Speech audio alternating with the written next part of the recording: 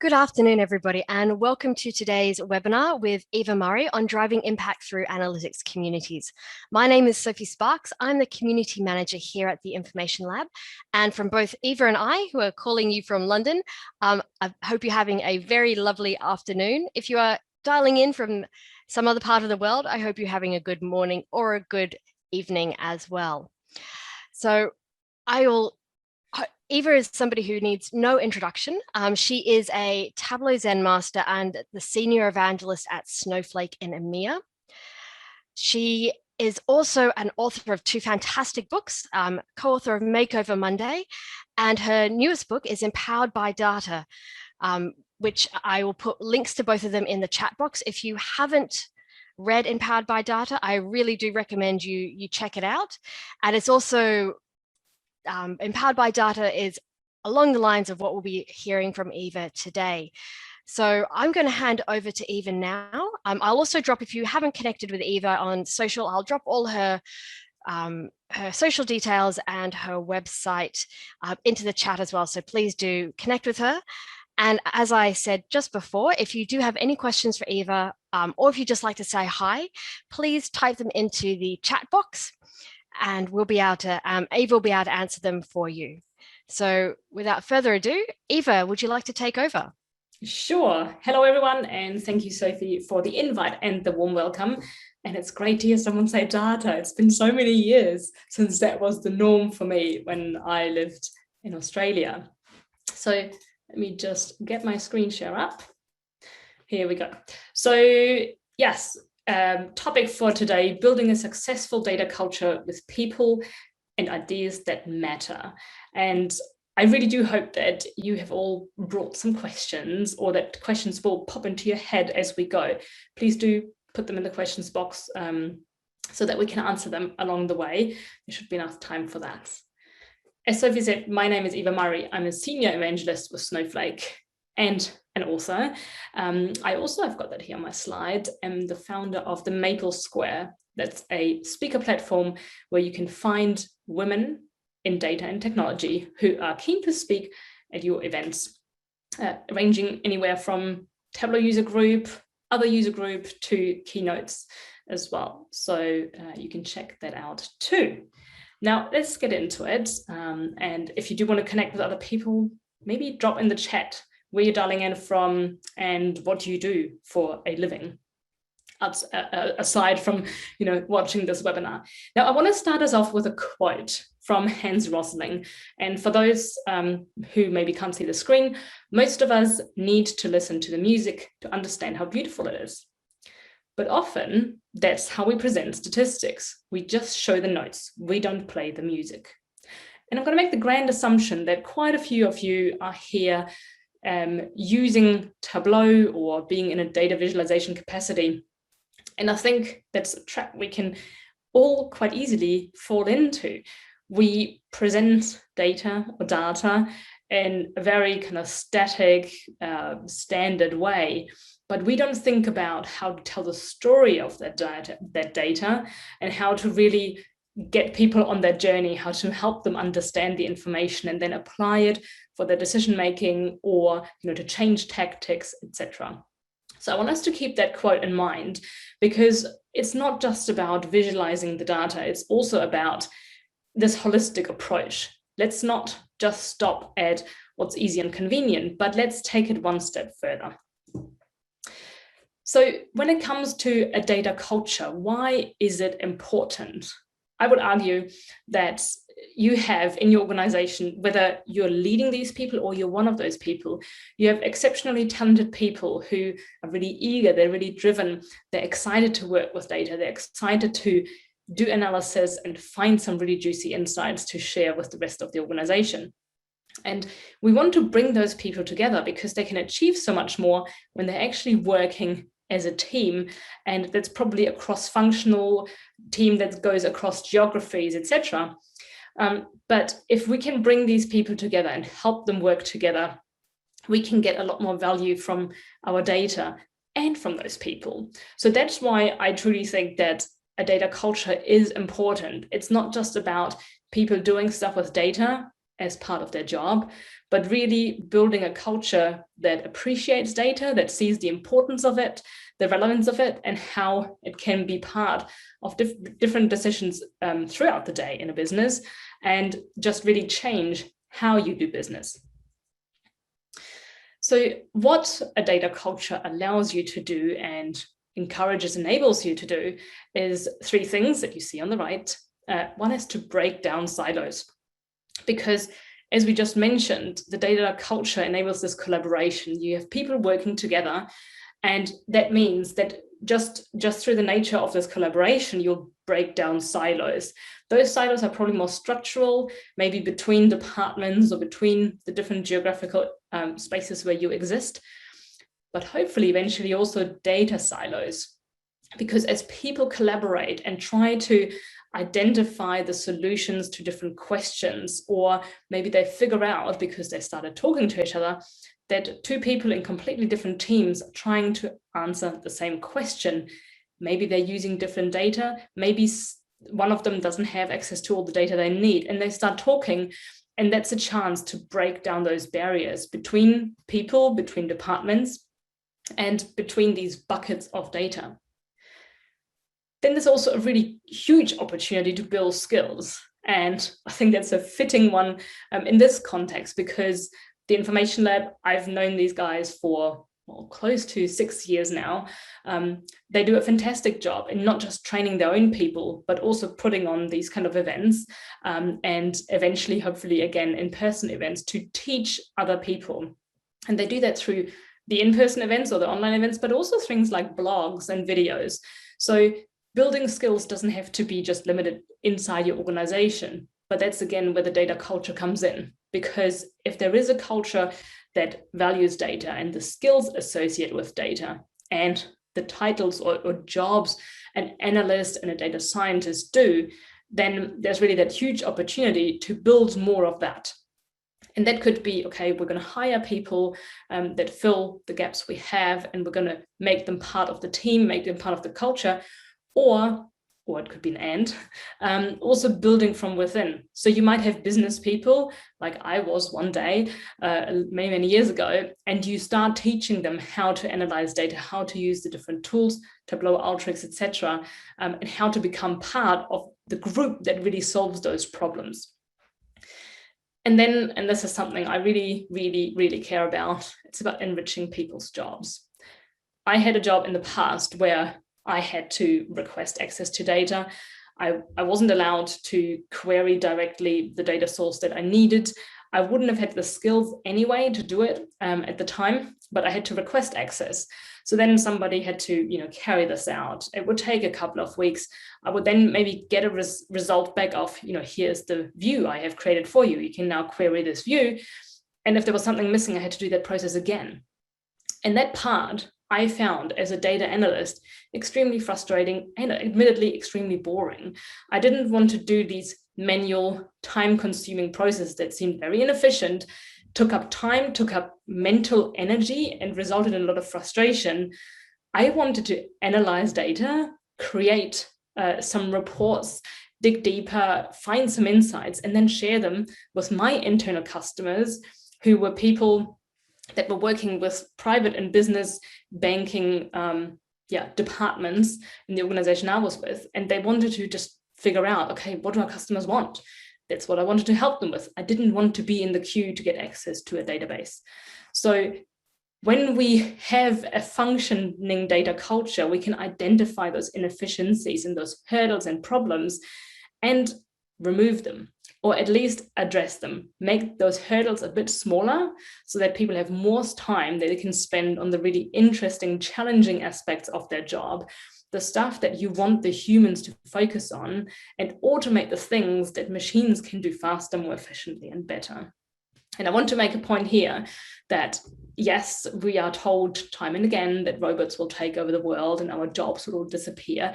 It's not going to happen though, I think, because we all as humans contribute something quite unique with our experience, our expertise, but also that viewpoint that we bring and the combination of those. And I don't think a machine can replace that. So let's use the machines to do some of those manual repetitive tasks that we would rather not do, the copy and paste, the ETL jobs and that kind of stuff, so that we can focus on figuring out the tricky problems where we really need a lot of brain juice to get to the bottom of it.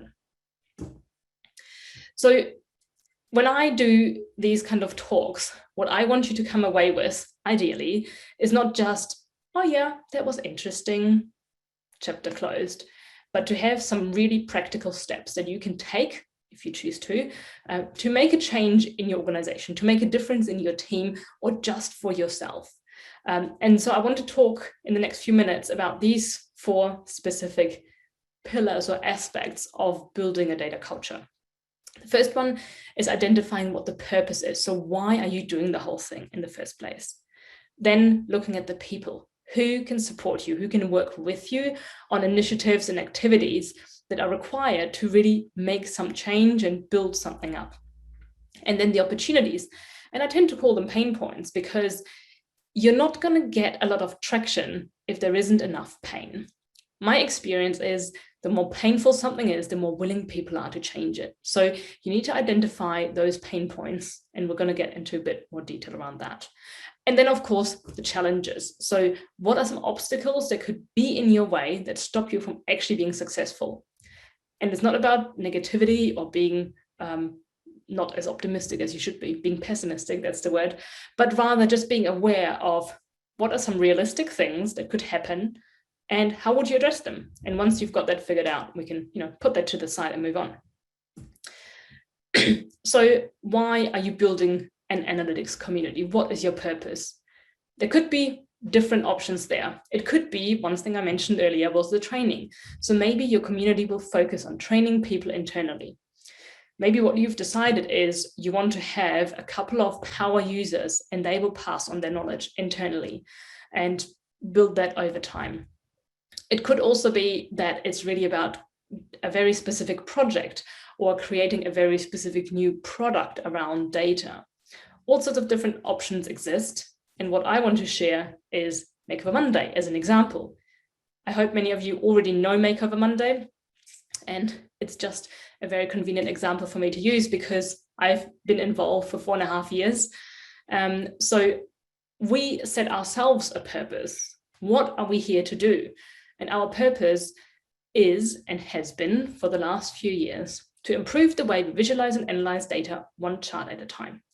So we want to help people through this project and through the weekly challenges where we provide a data set and a starting visualization, that they improve how they build visualizations, how they design them, how they communicate with data, but also we want to help them become better as analysts, because tools these days make it quite easy to build a visualization, but if you don't have the foundations of what's actually right and wrong in terms of simply like statistics and how you approach data, your visualization might be incorrect, and we don't want that. So we want to add a little bit more beyond just the visualization part and help people understand how they can become better analysts. So I'll let you have a bit of a think about how that would translate into your own business context, work context, or maybe you're at university, maybe that's the context you're working in.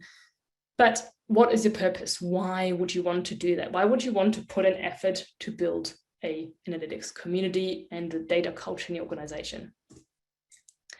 Then secondly, who are those internal champions?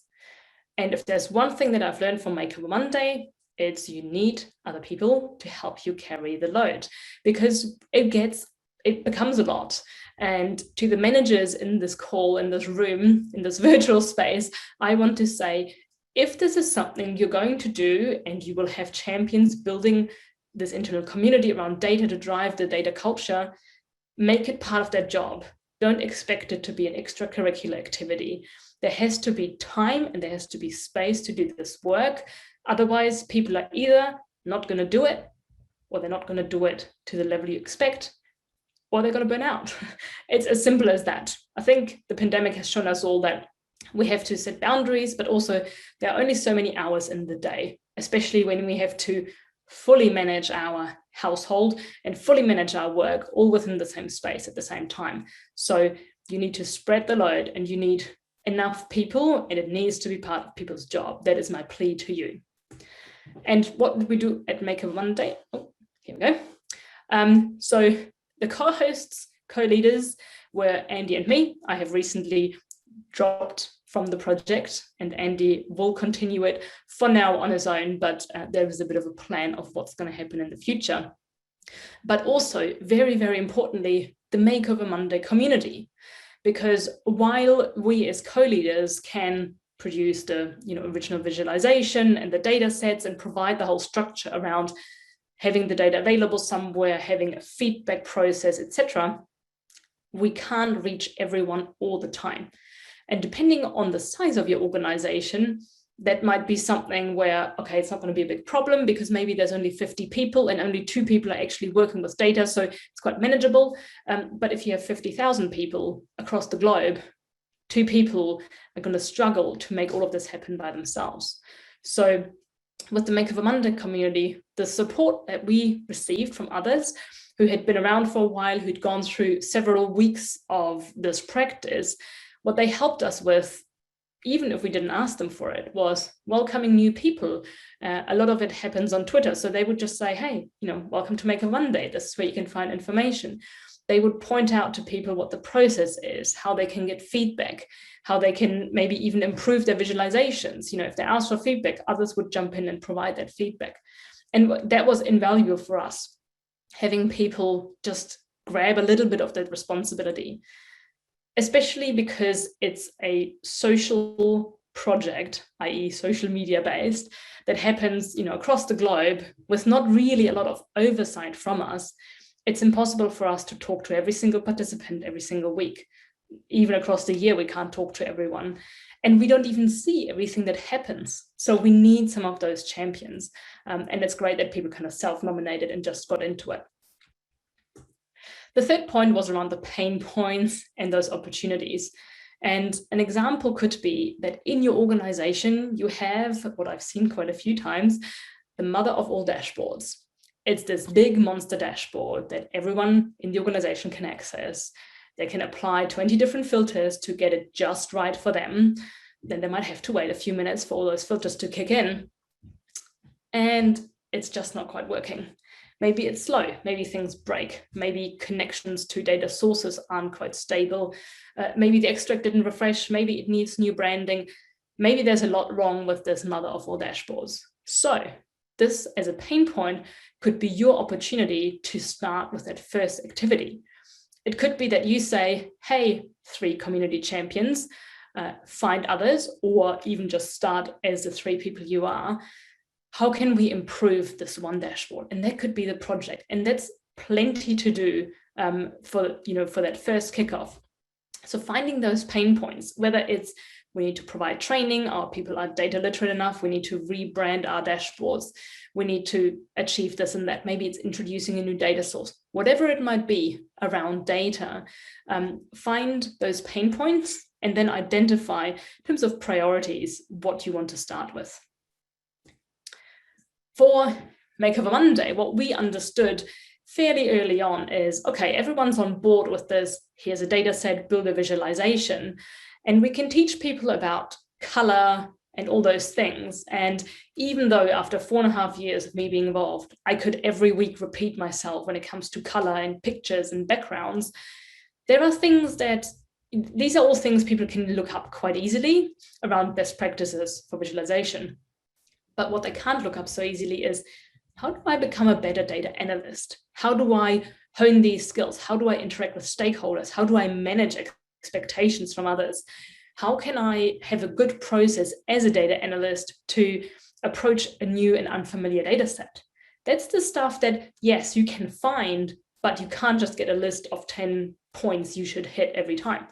So there are different ways we did that. And a lot of it was through kind of role modeling, so trying to put out there what we encourage people to do, but also blog posts, conversations at events, live events, some sort of coaching. I did a little bit of mentoring with a few people.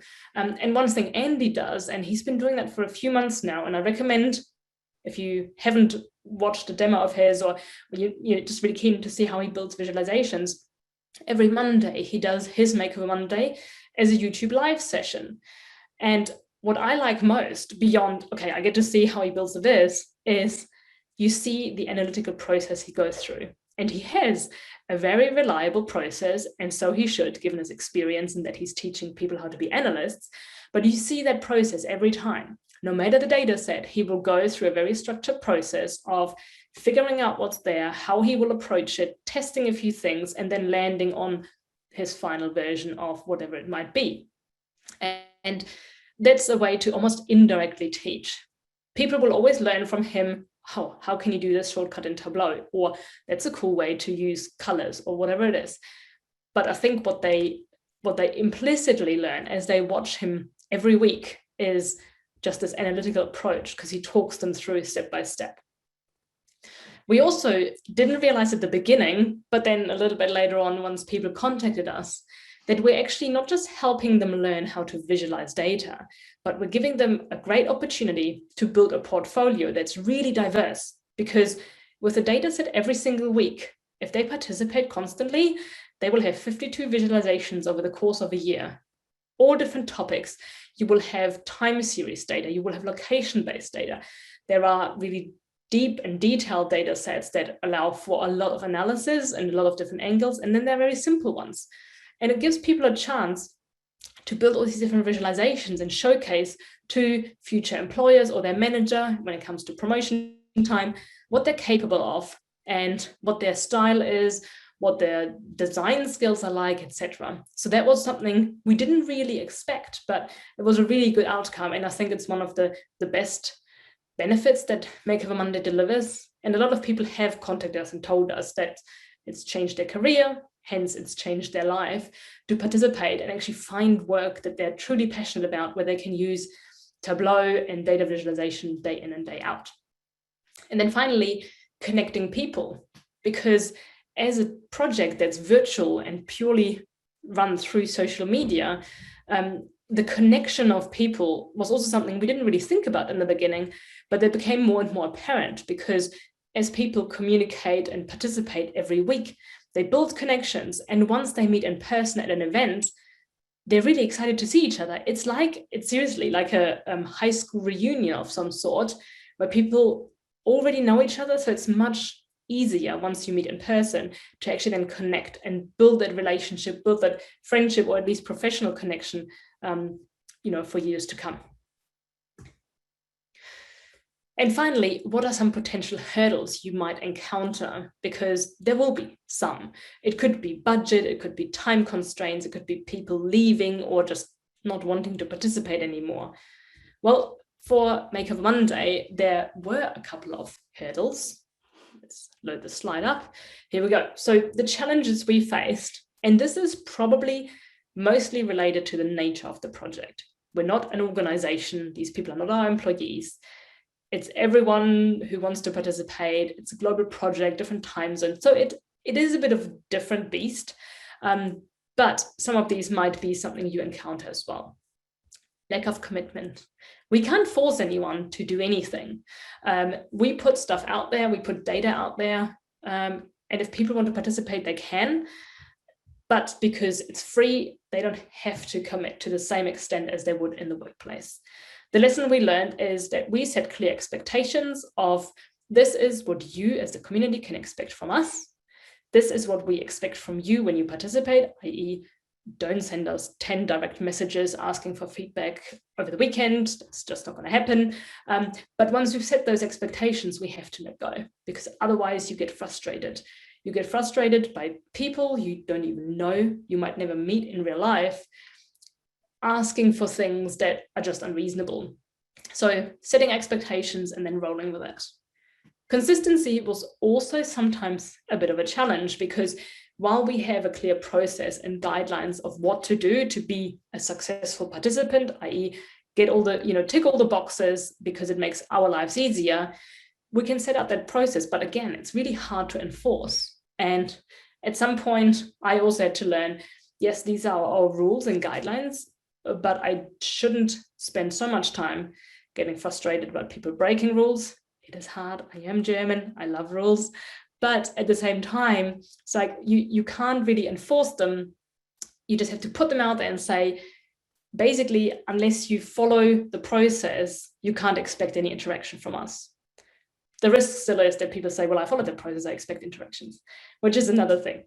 And then novelty. So when you pull out somewhere from the internet a data set every week, sometimes we're worried about, well, are we keeping things fresh enough? Are there enough topics to go around? It's now in its 6th year, Makeover Monday.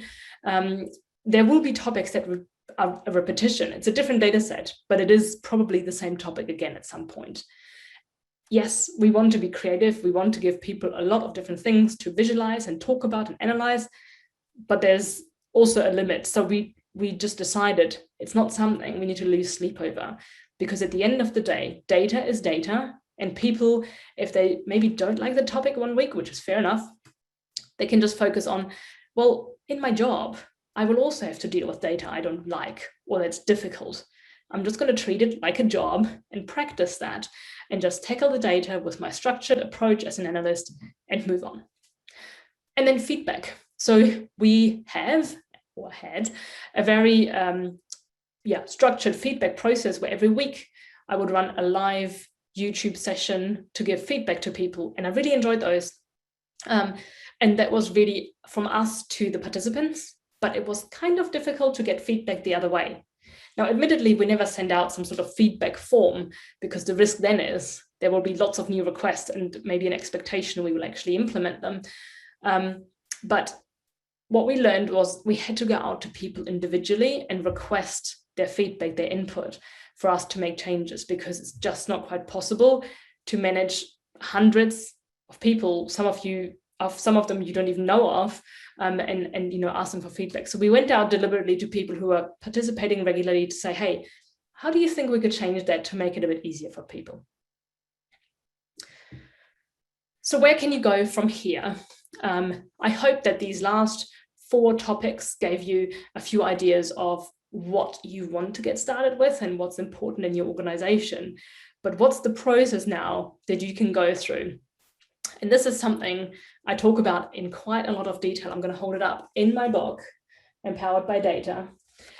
It's a very practical guide. So don't expect pictures. It's really about, it's almost like a handbook for community leaders, where you have templates of this is how you can run this activity, this is how you can run a half-day conference internally, etc. So a lot more detail in the book. But to get you started, what I recommend is take stock first. You have an idea in your head, but where are you today? What do you have? What don't you have? What's missing? What's frustrating? Just writing down all of those things just to say, this is where we are today. Then finding those people, and I know I've kept saying it again and again, but it's really important, because you don't want to be the one person that has to carry the whole initiative forward. And then developing some ideas. So if you've identified what maybe some of those pain points are that you want to address, whether it's that big dashboard or building an internal training facility, something like that, develop that idea a bit further. What does it look like? What does success look like? How can you measure whether you've achieved it? And what are all those different factors playing into it? And then run a pilot project. So one idea that you might like is, hey, we're going to do Makeover Monday internally. So you can use the Makeover Monday data that's produced by the project every week and just run an internal meetup, whether virtual or in person, and just use it as an opportunity for people to practice and discuss visualizations and give each other feedback. Or you could pick a dashboard that's already created internally and say, hey, let's do a Makeover Monday session on that. Now, I would suggest if you decide you want to have some sort of weekly initiative, lunch and learn sessions, etc., do it for a month as a pilot and assess how that went before you then implement it. If you do something every month, use a quarter, so you have at least 3 data points. And then anything in between, you'll figure it out. And then it comes to implementing. And I think these days there's more of an acceptance of this fail fast culture, and no one likes to fail, but let's try things out and see how they go. And it's not that when something doesn't work, you have to abandon the whole plan. It's more, this didn't quite work. Let's just tweak it next time. So maybe people didn't show up. Let's cater lunch next time, or whatever it might be. Making some small changes to test out what was the actual issue, and getting people's input and feedback will be really helpful for that. Now, I also want to point out that it's really about balance and finding the right combination. I talked a lot about people, but of course, data and technology is also really important to have in that mix. So your people are critical to doing a lot of that work, but you also, of course, need access to data. It could be one of those obstacles or hurdles in your way. So that's something that should come out of your status quo assessment. And then having the right technology to bring things together, of course, again, is important. Now, if your IT department says, well, this is the one tool that you all have to use, but no one has any skills to, how to use that one tool, no one is experienced in doing that, that's going to be very tricky. So, but that's quite unique to everyone's environment. So that's just something I wanted to point out, because it's important to find that balance there. Now, with that, I want to hand it over to all of you to really take action. And what I recommend is, after the session, just write down some notes if you haven't already started. What could you do? What are some things that come to mind? And what of those are small things and what are big things? Because the small ones, you always want some quick wins. It might sound a bit like immediate gratification, but I think it's important to do something where you can show an impact very quickly, because it buys that support and confidence from those around you and those above you. One quick example, when I started at Snowflake in March, I gave myself a challenge that for the month of April, I would find a data set on our Snowflake data marketplace every day and build a visualization. So I did 30 visualizations in 30 days. And that was my way to show not just people externally, but my colleagues as well, here's some stuff that I like doing, use it as you see fit. So I think impact quickly, even if it's just small, is really important to give you a bit of satisfaction and momentum, and then tackling the bigger project, something that's maybe 3-6 months out, or maybe next year. But don't just look at the big challenges, because it can be so hard to keep the motivation going all the way through. So find a bit of a balance there. And then, what do you need to actually get started? Do you need a license? Do you need just a piece of paper to write down your ideas? So now it's over to you, and I do invite any and all questions. I see quite a few little numbers up on my chat and Q&A, but because I'm sharing my screen, I can't look at them just yet. So Sophie, I'll bring you back in to moderate this next part. Thanks, Eva, and thank you so much for a great talk. So we had a few questions in the Q&A, and some people sharing their experiences privately just to you and me in the chat. So would you like me to ask you the questions in the Q&A? Sure. And cool. Okay. So first one from OJ, does the definition of data culture change based on who is asking and answering the question, e.g. data analyst or scientist to a manager or to a non-technical manager? That's a very good question, because I recently came across some research where the executive said, we're like totally data driven. Every decision involves data. And the managers said, no, that's not the case. So I do think the answer would vary depending on who you ask. My own definition is, it's not something that's easy to define, but really, and especially because you're at different stages of development or maturity. I would say, if you look at your own organization, is there an appetite to use data? Is there access to data? Is there an understanding that data is important? Then I'd say, there is a data culture, but of course it can mature over time. And I would say that people, and when you say technical managers, I'm assuming that's technical around data and technology on that side. They would probably have much higher benchmarks for what is a good data culture than people who aren't so familiar with the subject area, who probably say, okay, well, if I use a spreadsheet, is that data culture? Is that a sign of a good data culture? So I would say yes, the answer definitely varies depending on who you ask. And that's why that status quo assessment is really helpful, because I think while yes, it's a bit subjective based on your own understanding of what's going on, but when you list out what is there, what isn't there, what level of training do people have, etc., I think it paints a fairly true picture of how mature the organization is around data and how far there is to go. Thank you, Eva. Hopefully that answered OJ's question. OJ had another question about your book this time. He or she asks, is your book applicable to non-data communities as well? I wonder if it would be good to share with other communities at UCL, their place of work. I would say so. The examples are definitely data related. So I think if the community is around things like, I'll just make something up, arts and crafts, it might be a bit tricky to make that connection. But if it is really around, like a professional setting, I want to be careful with my words. I don't want to discount arts and crafts because it's amazing. But I'm thinking office life, where you have presentations, you have webinars, you have lunch and learn sessions, you have conferences.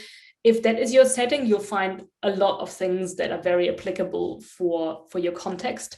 Whether it's analysis, whether it's data science, it could also be you could substitute something, let's say marketing as a topic.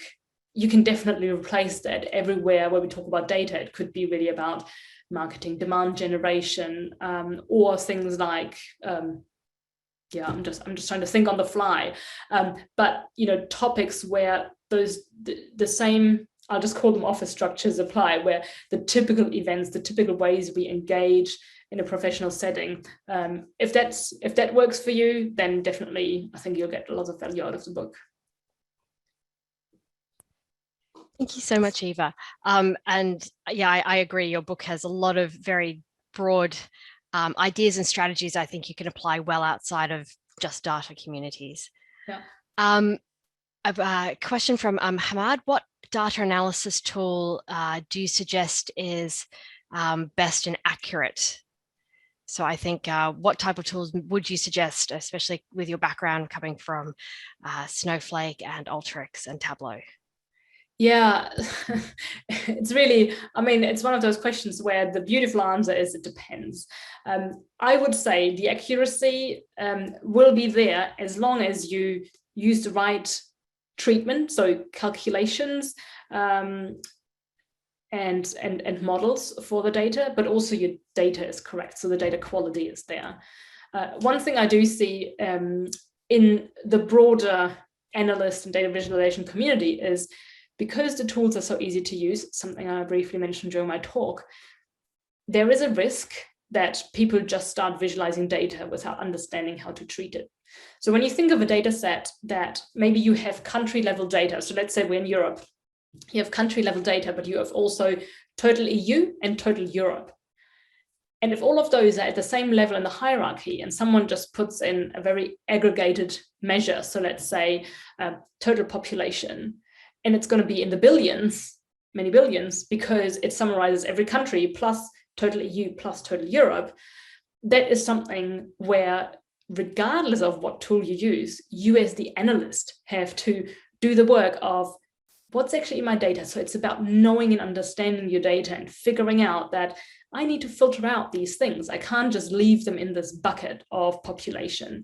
So I would like to think that all the tools in the market, whether they are top tier, so Tableau, Power BI, or more niche products that are maybe open source or just up and coming, I would like to think they all represent the data correctly, as long as you as the analyst or the user do the right things. But it depends a bit on what you want to get out of the tool. So if you want to do heavy analysis, you want to do that visually, I'm a huge fan of Tableau, of course. Now, if you want to just build dashboards, there might be other tools that do that more effortlessly with more design options. But if you're just building dashboards, you're not doing analysis. So it really depends on your needs as the user and what your organization wants to do with the data. Thank you so much, Eva. That was a very comprehensive answer.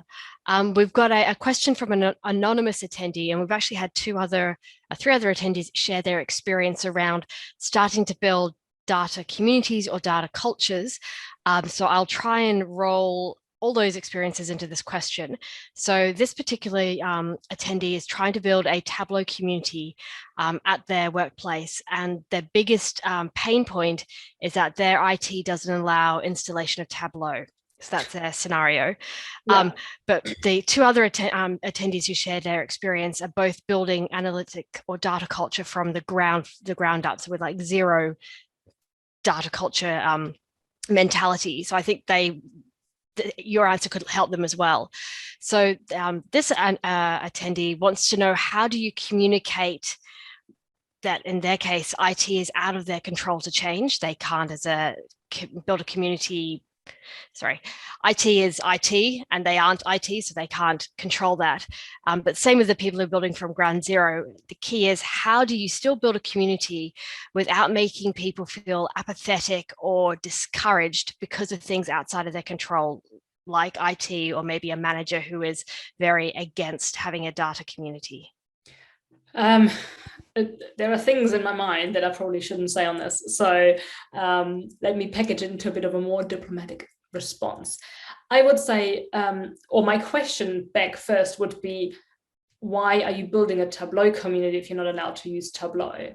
Do you have another tool you could use? And if not, then getting access to Tableau would be the first step before you can build that community, because otherwise your people will basically always be handcuffed in what they do, because they can maybe use Tableau public, but only with public data. So it's a little bit like wanting to be a show jumper, but you don't have a horse. Like, no matter how much you try to jump over the obstacles yourself, without the horse, you're just not going to do it. So that would be my first question. Can you get the Tableau access going first? Because otherwise everyone's like, yeah, we want to do this, and then they get discouraged and apathetic because they're not given the tool to do what they've just learned. I also think I like to be one of those annoying people that just pester IT or whoever I need to pester until I get what I want. So it might be about building that business case of, this is what we're aiming to do. This is what the business wants. Getting enough of a support crew behind you to make that case to IT. I don't know your exact situation, so it's a little bit hard to judge, but I would kind of lobby for that first before trying to build the community. But what you can do in the meantime is lay those foundations for data literacy and, those basic statistical analysis skills, so that, and that doesn't depend on any on any specific tool. It doesn't really matter what tool you use. You can use Excel, you can use pen and paper, but getting people familiar with all these different concepts that come out of statistics and statistical analysis, so they understand that and they have those really basic analytical skills, so that once the tool is ready, whatever tool it might be, they can use it in the right way, and they feel like they're equipped to get started. So that's something you can get started with. And I'm sure Sophie can also advise you a little bit more on how could you do that training. Is that something where you would want, for example, the information lab to support you, etc. But I wouldn't start with the tool if you don't have the tool yet, because that just leads to a little bit of frustration. But if people are very keen, by all means, get them, and this is a tricky bit, but get them to do, for example, Makeover Monday with Tableau Public, if they're allowed to install Tableau Public. Now, if they're not allowed to install Tableau Public even on their work machines and do this kind of thing during work time, the invitation should be very open, so that people don't feel like, well, for work, I should learn Tableau, but I have to do it in my own time. Like, I think that's not a reasonable expectation to have. I used to be one of those people who spends their own time doing it, but I don't want someone to expect it of me, because, if it's for my job. So I would say, then just say to people, hey, this is the process. These are the obstacles we currently face. If you are really keen, and this is not expected of you, but if you're really keen, here is an option. You can use Tableau Public. You can get engaged in Makeover Monday and other community projects. Fine. And maybe they can do it on their on their personal computer, but during work time. Like that's just an that would be ideal if they can do it during work time, if it counts as some sort of training. Yeah, I'll stop here because I think I've said a lot, but I'm not sure if I fully addressed the question within, the parameters of the question. Thank you so much, Eva. I know that was a huge question I asked you and kind of combined a few people's questions into one. We've got another question from Marius, but just before I ask that question, if people have any other questions following up from that answer you just gave, are you happy for them to reach out to you on social, through Twitter, through LinkedIn, or your email address, which was on the opening slide? Yeah, sure. Perfect. Okay, so guys, if you have any follow-ups from anything Eva's just said, please do follow up with her afterwards. So a question from Marius: in your opinion, how would the field of data analytics change in the next 5 to 10 years? Any sort of emerging trends or tools you're currently following? Yes, great question. I love that you asked it. I would say I'll focus on two things. One is data sharing. And it's actually a topic that made me join Snowflake, or that was a big contributing factor. So having the structural elements, so the infrastructure that allows organizations to share data effectively with each other. Over the last several years, I've come across many organizations that say, well, we have our own data, and we, for example, if they're nonprofit, they might want to add United Nations data, World Bank data. There's different data sets they need to bring in, but it's really cumbersome. And that's something that we at Snowflake have a solution for, and I'm really excited about. So I see that as being a big contributing factor to organizations doing more with their data, because it means that they can very effortlessly include things like weather data, traffic data, transportation, COVID data. As we plan recovery, as organizations emerge from the pandemic, what does COVID data help them to figure out? Where do we open shops? What kind of delivery methods do our customers prefer? How comfortable are they coming back to our restaurants? All those kind of things. So I think data sharing and just this more connectedness between organizations, individuals, governments will be a huge factor. And then on the individual side, I would say something that I've already mentioned a couple of times and that I really care about is we have seen this huge demand for data skills and data analysts in organizations.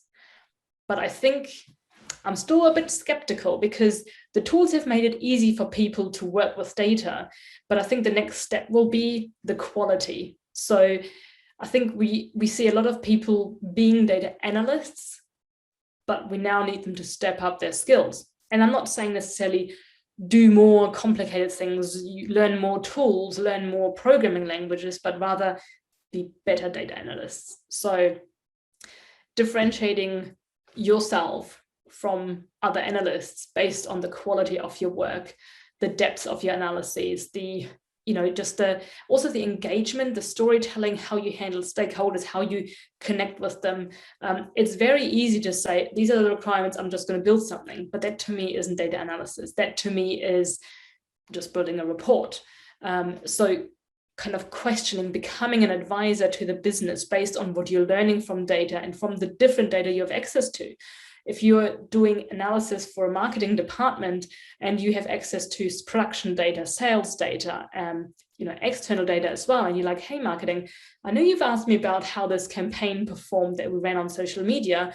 Well, let me tell you, this is what our competitors are doing, or this is what's coming up with our product. We should really leverage that because in the past, every time we launched a new product, this is what happened. So I think if data analysts can go beyond analysis and become a trusted advisor and really have really, really solid skills, you're going to be irreplaceable.